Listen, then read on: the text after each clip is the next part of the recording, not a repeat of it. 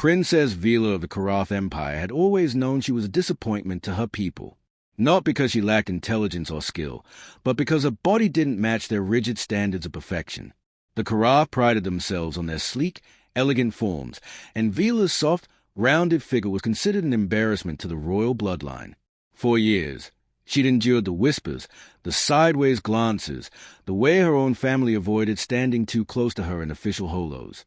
She'd thrown herself into her studies, becoming one of the finest diplomatic minds in the empire.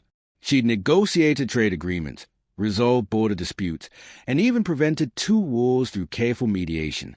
None of it mattered. To the High Council, she was simply the fat princess who made their species look weak. The final straw came during a crucial negotiation with the Venturi Collective. Vila had successfully brokered a mineral rights deal that would benefit the Empire for decades, but Ambassador Keeler from a rival house had used the opportunity to mock her appearance in front of the Venturi delegation. The Venturi, unfamiliar with Karath prejudices, had been confused by the insult.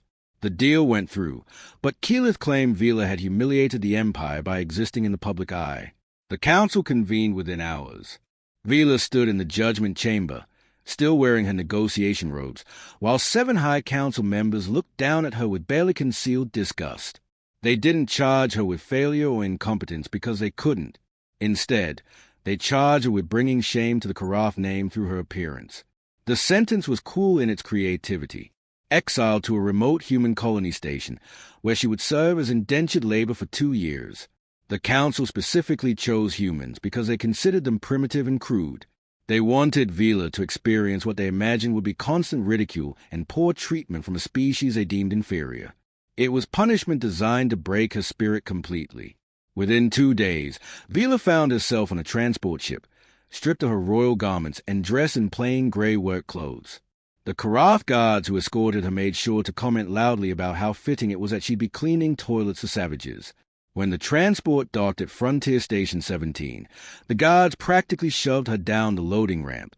The station was nothing like the gleaming spires of the Karath homeworld. It was functional, worn, and bustling with dozens of different species going about their business. Vila stood in the processing center, exhausted and humiliated, while a bored human administrator reviewed her placement documents. "Says here you're assigned to night maintenance," the administrator muttered. "Tyler Brooks is your supervising worker. He's on his way now." Vila waited, trying to hold on to whatever dignity she had left. She expected someone harsh, someone who would see her as the council did. What she got was a man in his early 30s with kind brown eyes and grease stains on his maintenance uniform. Tyler Brooks looked at the paperwork, then at Vila, then back at the paperwork with a frown. "This says she's my servant," Tyler said flatly. "That's not how we do things on this station." The administrator shrugged. "Take it up with the Karath Empire. I just process the forms." Tyler's jaw tightened, but he turned to Vila with a gentle expression. "You must be exhausted from the trip. Let's get you settled first, and we'll figure out the work stuff later." Vila followed him through the station corridors, too stunned to speak. Tyler didn't walk ahead of her or make her carry anything. He walked beside her, pointing out important locations like the medical bay, the cafeteria, and the recreation areas. "This'll be your room," Tyler said, opening a door to a small but clean space with a bed, storage unit, and private bathroom. "It's not fancy, but it's yours. Door locks from the inside, and nobody has override access except station security for emergencies." He pulled out a datapad and started asking questions in a matter-of-fact tone. "Do you have any dietary restrictions I should know about? Allergies? The station cafeteria serves pretty standard fare, but we can request specific items if you need them. Also, what hours work best for you? I usually do 3rd shift because I'm a night person, but if you prefer days, we can work something out." Vila stared at him, completely bewildered. "You're asking my preference." Tyler looked genuinely confused by her confusion. "Well, yeah. We're going to be working together, so we should figure out a schedule that works for both of us." "The paperwork says I'm your servant," Vila said carefully, testing whether he'd been lying about his earlier objection. "The paperwork can say whatever it wants," Tyler replied firmly. "On this station, we're co-workers. You'll get paid the standard rate for maintenance work. You'll get the same benefits I do, and you'll be treated with the same respect as anyone else. That's non-negotiable. Something in Vila's chest cracked open. She prepared herself for cruelty, for mockery, for the same treatment she'd received from her own people. Instead, this human janitor was offering her dignity. "I don't know what dietary requirements I have," Vila admitted quietly. "I've never been allowed to choose my own meals." Tyler's expression softened with something that looked like anger, but Vila quickly realized it wasn't directed at her. "Okay, how about we start with the cafeteria tomorrow? You try some different things, and we'll figure out what works for you. Sound good?" Vila nodded, not trusting her voice. "Great. Get some rest tonight. I'll come by tomorrow around 1400 hours, and we'll get you oriented." Tyler paused at the door. "And Vila, welcome to Frontier Station 17. I think you're going to do just fine here."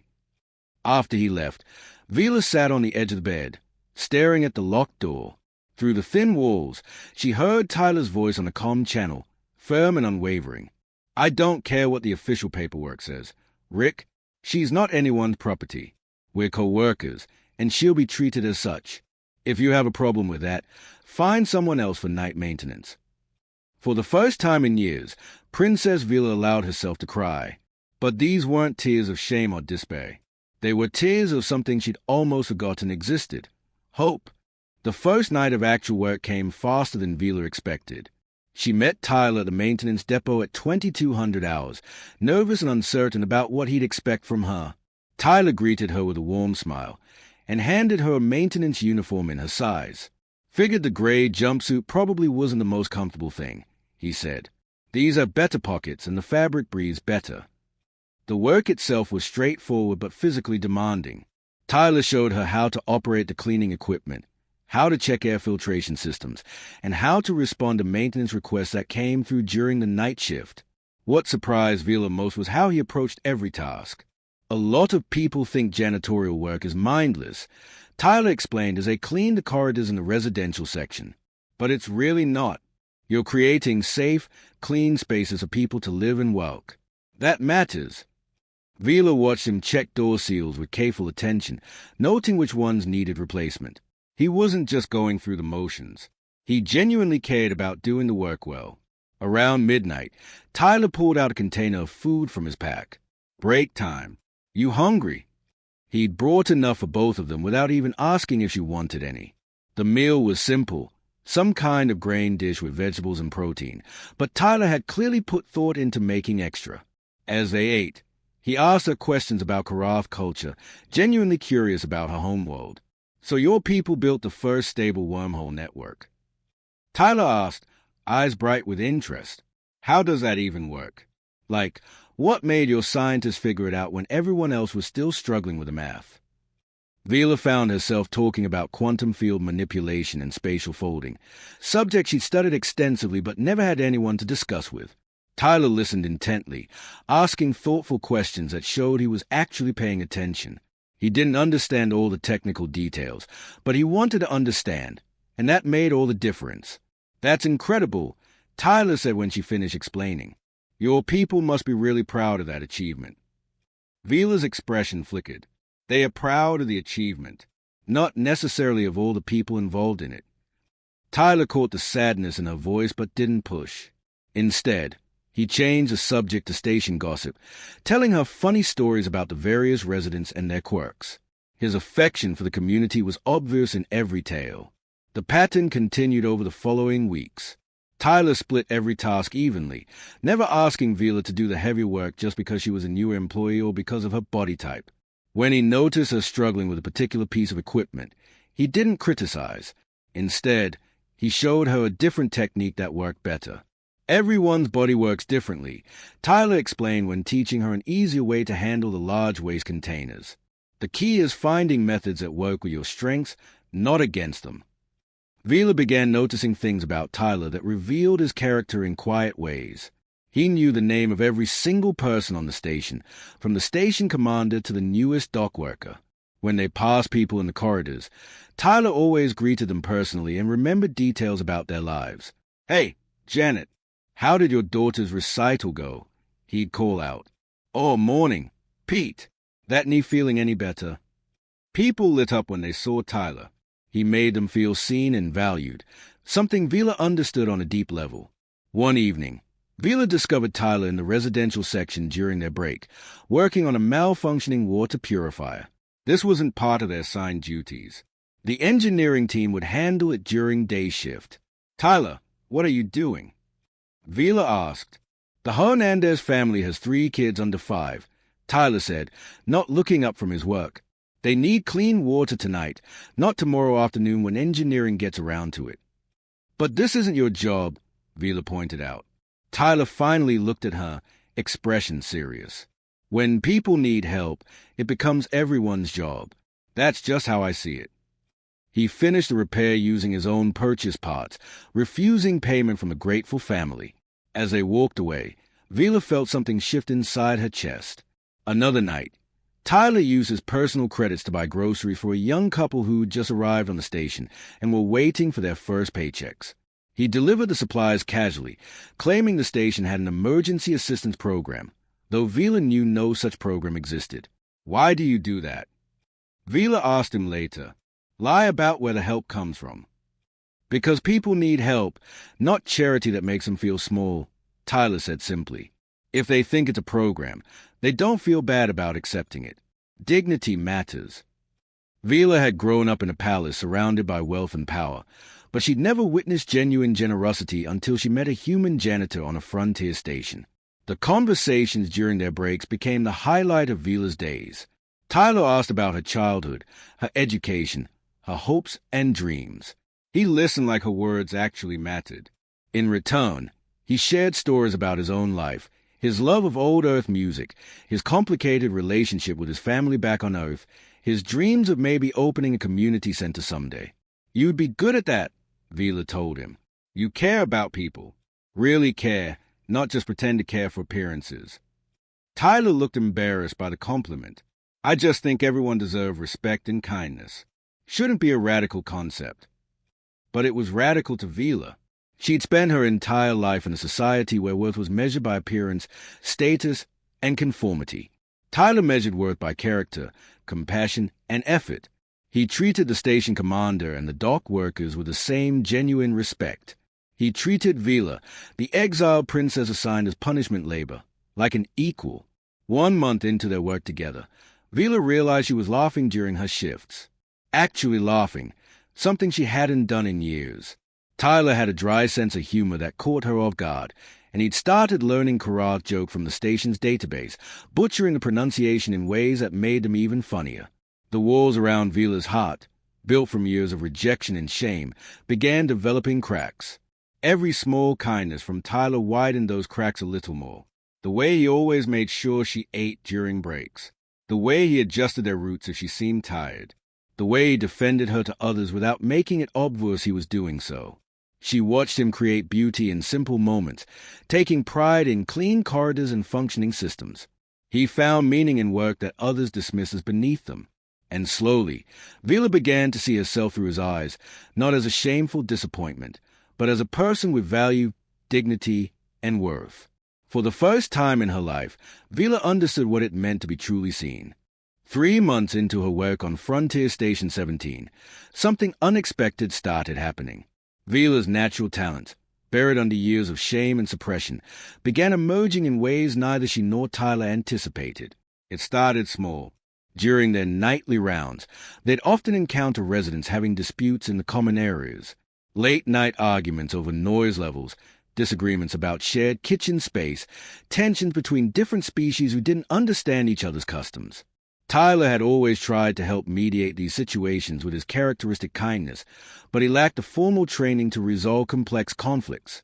Vila, however, had spent years studying diplomatic negotiation at the finest institutes in the Karath Empire.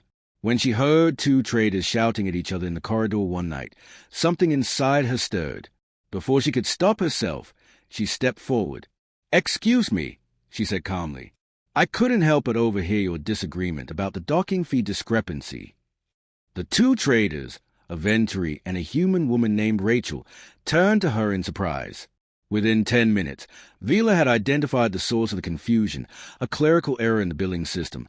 and proposed a fair solution that satisfied both parties. They thanked her and went their separate ways peacefully. Tyler stood there with his mouth slightly open. That was amazing. How did you do that? Vila felt warmth spread through her chest. I was trained in diplomatic negotiation for 15 years. I just never thought those skills would be useful while mopping floors. Are you kidding? Tyler said, his face lighting up. This station needs someone with your abilities. Do you know how many arguments happen here every week? From that night forward, Tyler started deliberately bringing Vila into conflict situations. But he did it carefully, always making sure she felt comfortable and safe. He'd stand beside her, a quiet, supportive presence, letting her take the lead while he backed her up if needed. Word spread quickly through the station. The night shift maintenance workers could help resolve disputes. More accurately, Vila could resolve disputes, and she was remarkably good at it. People started seeking them out specifically during their rounds. Vila found herself handling everything from roommate disagreements to trade negotiation breakdowns to cultural misunderstandings between species. Her royal training, which had been dismissed as worthless by her own people, suddenly had real purpose. She was helping ordinary people solve real problems, and they genuinely appreciated her assistance. Tyler watched her work with obvious admiration. He'd often step back during these mediations, giving her space to operate while remaining close enough to offer support. After particularly complex resolutions, he'd tell her how impressed he was, how naturally the skills came to her, how many people she'd helped. You're wasted as a maintenance worker, Tyler told her one night. Not that there's anything wrong with maintenance work, but Vila, you could be doing so much more. I'm an exiled criminal according to my people, Vila reminded him quietly. Your people are wrong, Tyler said with such conviction that Vila felt tears prick her eyes. The turning point came on a busy docking day. A Karath merchant vessel had arrived at the station for refueling and resupply. Vila had carefully avoided the docking areas that morning, not wanting to encounter anyone from her homeworld. But fate had other plans. She was cleaning the marketplace corridor with Tyler when she heard the unmistakable sounds of Karath's speech. Her body went rigid. Tyler noticed immediately, his hand finding her elbow in a gentle, grounding touch. We can take a different route, he offered quietly. But before they could leave, 3 Karath merchants rounded the corner. Their conversation stopped abruptly when they saw Vila. Recognition dawned on their faces, followed by something cruel. By the ancestors, one of them laughed. Is that Princess Vila? The shame of House Karath, reduced to cleaning human floors. The other merchants joined in the mockery. They spoke in Karath, assuming the humans around them wouldn't understand, making vicious comments about her body, her failure, how fitting it was that she'd been cast out to live among primitives. Vila stood frozen, all her newfound confidence crumbling under the weight of familiar shame. Her hands trembled around the cleaning tool she held. Then Tyler stepped forward. His voice was calm but carried an edge of steel that Vila had never heard before. I don't know what you're saying, but I can guess. And I'm going to tell you something about the woman you're mocking. The Karath merchants looked at him with contempt, but Tyler didn't flinch. That woman has resolved over 40 disputes in the past month alone, Tyler continued. She's prevented 3 potential violence incidents. She's helped families find housing, helped traders negotiate fair deals, and helped people from a dozen different species understand each other. She's made this entire station run more smoothly just by being here and caring about people. A small crowd had started gathering. Station residents who'd paused their shopping to watch the confrontation. She works harder than anyone I know, Tyler said, his voice growing stronger. She treats everyone with respect and dignity. She's brilliant, compassionate, and one of the finest people I've ever met. So if you can't see that, if all you can see is surface appearances, then you're the ones who should be ashamed, not her. For a moment, there was silence in the marketplace. Then a voice from the crowd spoke up. He's right, said Rachel. The trader Vila had helped weeks ago. She helped me resolve a contract dispute that saved my business. She mediated between my family and our neighbors, added a Venturi resident. We'd been fighting for weeks. She taught my kids about different cultures for their school project, said another human. Spent 2 hours with them on her break time. More voices joined in, one after another. Station residents stepping forward to share how Vila had helped them, how she made their lives better, how grateful they were for her presence. The Carafe merchant expression shifted from contempt to discomfort. They muttered something about needing to return to their ship, and left quickly, their earlier mockery deflated by the community's defense. As the crowd dispersed, Vila stood trembling, overwhelmed by emotion. Tyler moved closer, his presence steady and comforting. "You okay?" he asked softly. Vila looked at him, this human janitor who'd defended her without hesitation, who'd seen her worth when her own empire couldn't. Something shifted in her heart, something profound and terrifying and wonderful all at once. "Tyler," she whispered. "Thank you." "Always," he said simply. That night, as they completed their rounds in comfortable silence, Vila realized she'd fallen completely in love with Tyler Brooks. She loved his kindness, his integrity, the way he saw people's true value beneath surface appearances. She loved how he'd encouraged her talents to flourish, how he'd stood beside her as an equal partner, how he defended her honor without making her feel weak. But her sentence had an end date. In less than 2 years, she'd be released from her indentured service. The Carafe Empire would expect her to return. And the thought of leaving Tyler, of leaving this station and the life she'd built here, felt like it would break something essential inside her. She looked at him as he hummed an old Earth song while checking an air filtration panel, completely unaware of the turmoil in her heart. How could she tell him? How could she not? The princess had finally emerged from beneath the shame and rejection. But now she faced an impossible future, caught between two worlds with a heart firmly anchored to one. The message arrived on a cold morning during station sleep cycle. Vila was finishing her shift with Tyler when her personal data pad chimed with an official Carafe Empire transmission. Her hand shook as he opened it. Tyler noticed immediately. "What's wrong?" "My sentence is complete," Vila said, her voice hollow. "They're summoning me back." The words hung in the air between them like a physical weight. Tyler's face went carefully blank, the way people do when they are trying to hide pain. He cleared his throat and managed a smile that didn't reach his eyes. "That's good news," he said. "You're free. You can go home." Vila stayed at the message. The Carafe Empire was offering her a position in colonial administration on a frontier world called Tekra Prime. It was a minor role, managing supply logistics for a small outpost, the kind of job they gave to people they wanted to forget about, far from the core systems, far from the capital, far from anyone who mattered in Kara society. "Home," Vila repeated softly. The word felt wrong in her mouth. Over the next week, neither of them spoke directly about her leaving, but it colored everything. Their conversations became more precious, their shared silences heavier with meaning. Tyler threw himself into teaching Vila everything he could about station systems, as if information could somehow bridge the distance that would soon separate them. Other station residents noticed a change. Many approached Vila privately to express their sadness about her departure. Some brought small gifts, tokens of appreciation for everything she'd done for them. A hand-carved figurine from a Venturi artisan, a digital photo album from the families she'd helped, a collection of handwritten notes from the children she'd tutored. "You've made a real difference here," Rachel told her in the marketplace. "I hope you know that." Vila did know. For the first time in her life, she'd found purpose and belonging. She'd discovered that her skills had value, that she could help people in meaningful ways. She'd learned what it felt like to be respected for who she was rather than judged for what she looked like. And she'd fallen deeply, completely in love with a human janitor who saw her soul before he saw anything else. The night before her scheduled departure, Vila couldn't sleep.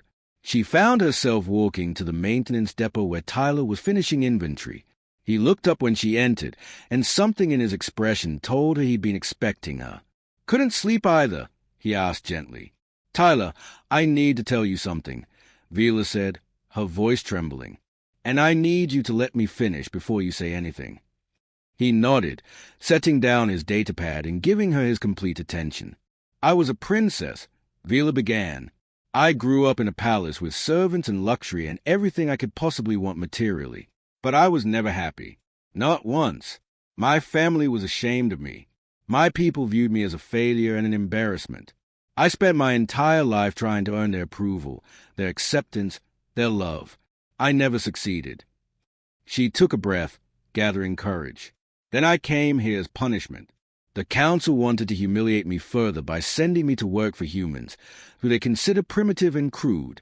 They expected you to treat me poorly.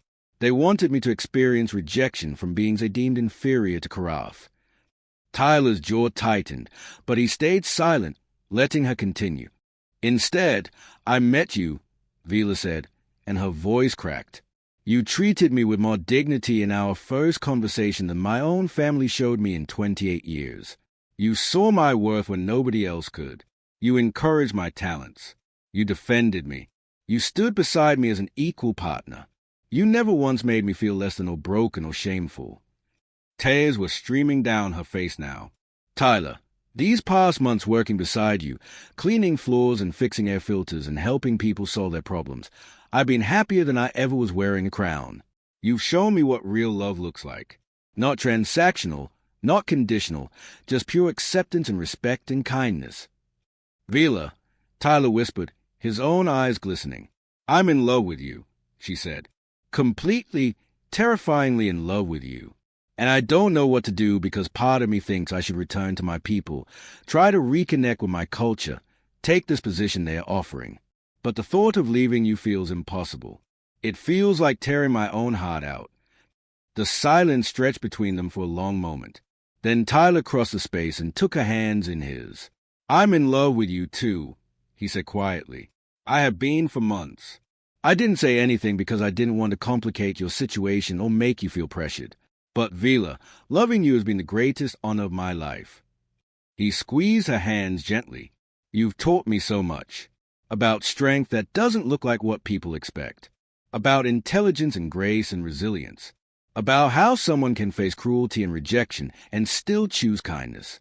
You've made me a better person just by letting me know you. Then why do you want me to leave? Vila asked, confused. I don't want you to leave, Tyler said, his voice rough with emotion. I want you to stay more than I've wanted anything in years. But I also want you to have choices, real choices, not just react to hurt. You deserve the chance to reconnect with your culture, if that's what you want. You deserve to explore that administrative position, see if it could grow into something meaningful. You deserve to make this decision based on what you truly want, not on running away from pain or toward comfort. What if what I truly want is you? Vila whispered. Then I'll be here, Tyler said simply. But you need to be sure. You need to think about this clearly, without me influencing you. They stood together in the maintenance depot, holding hands, both of them crying now. Outside, the station hummed with its constant activity, thousands of lives intersecting in the darkness of space. Inside, two hearts broke and mended and broke again with the weight of impossible choices. The next morning arrived too quickly. Station residents gathered at the docking bay to say goodbye. Vila wore the same gray work clothes she'd arrived in, refusing the formal Karaf garments that had been sent for her. Tyler stood slightly apart from the crowd, giving her space but remaining close enough that she could feel his presence. The transport ship was ready. The airlock stood open. Vila's entire future waited beyond that threshold. A return to her people, a chance to prove herself in ways that Karaf society might recognize and value. But behind her stood Tyler, the station, and a life built on genuine connection rather than hollow status. A life where she was valued for her true self, where her work mattered, where she'd found love that asked nothing except that she be herself. Vila stood at the airlock, frozen between two worlds. The transport captain called for final boarding. The crowd waited in respectful silence. Tyler met her eyes across the distance, and in his gaze she saw only support for whatever choice she made. He would love her regardless. He would respect her decision. He wouldn't make this easier by asking her to stay. The weight of the moment pressed down on her shoulders. Princess Vila of the Karaf Empire, exiled in shame, had found herself in the most unlikely place. Now she had to decide who she wanted to be. The transport captain called again. Time was running out. Vila looked at the open airlock one last time, then turned and walked away from the transport ship. The decision felt both terrifying and absolutely right, like stepping off a cliff and discovering she could fly. She walked through the silent crowd straight to Tyler, whose expression shifted from carefully controlled grief to shocked hope. I choose this, Vila said clearly, her voice steady despite the tears on her face. I choose you. I choose this station and this life and this community. I choose being seen and valued for who I truly am. I'm done trying to earn acceptance from people who will never give it." Tyler's face crumpled with emotion. He pulled her into his arms, holding her like she was something precious and irreplaceable. Around them, the gathered crowd erupted in cheers and applause. Rachel was crying. Several of the Venturi residents were making their species gesture of celebration. Even the normally stoic station commander was smiling. The transport captain shrugged and closed the airlock. The ship departed without its passenger, carrying back to the Karath Empire a message that would send ripples through their diplomatic channels. Princess Vila had refused to return. The decision should have felt heavier, more complicated. Instead, as Tyler held her and the community celebrated around them, Vila felt lighter than she had in years. She'd spent her whole life trying to fit into a world that didn't want her. Now she was choosing to stay in a world that did. The first few weeks after her decision brought unexpected challenges. Officially, Vila was no longer bound by her indenture, which meant she needed to figure out her legal status on the station. Tyler helped her navigate the bureaucracy, and the station commander, perhaps influenced by the community's obvious affection for Vila, expedited her application for permanent residency. "We could use someone with your skills anyway," Commander Stevens said gruffly. "The amount of disputes you resolved in the past months has decreased security incidents by 30%. That's not nothing." With her new status secured, Vila began establishing a formal mediation service on the station. It started small, just a few hours each day in a borrowed office space. Tyler encouraged her completely, even helping her set up the room and spreading word about her services through his extensive network of station contacts. The response was immediate and overwhelming. Frontier Station 17 served as a hub for dozens of different species, and cultural misunderstandings were constant. Vila's unique combination of formal diplomatic training and genuine compassion made her extraordinarily effective at helping people find common ground. She mediated trade disputes, family conflicts, interspecies misunderstandings, and contract disagreements. Her reputation grew quickly, and soon people were specifically routing through Frontier Station 17 just to access her services. The station administration, recognizing the economic benefit, gave her a proper office and added her to the official station roster. Tyler continued his maintenance wake, proud beyond words of what Vila had accomplished. Their relationship deepened in the comfortable way of two people who truly knew and accepted each other. They found a larger living space together, a modest apartment in the residential section where they could actually cook meals and host the occasional dinner with friends. Life settled into a rhythm that felt right. Vila worked her mediation practice during station day cycle. Tyler handled his maintenance duties during night shift, and they found time together in the overlapping hours, sharing meals and conversation in quiet moments of contentment. Not everything was simple. The Karath Empire sent several diplomatic messages demanding Vila's return, threatening various consequences for her defiance.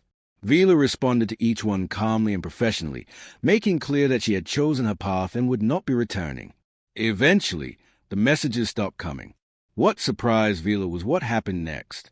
Young Karath who passed through the station began seeking her out privately.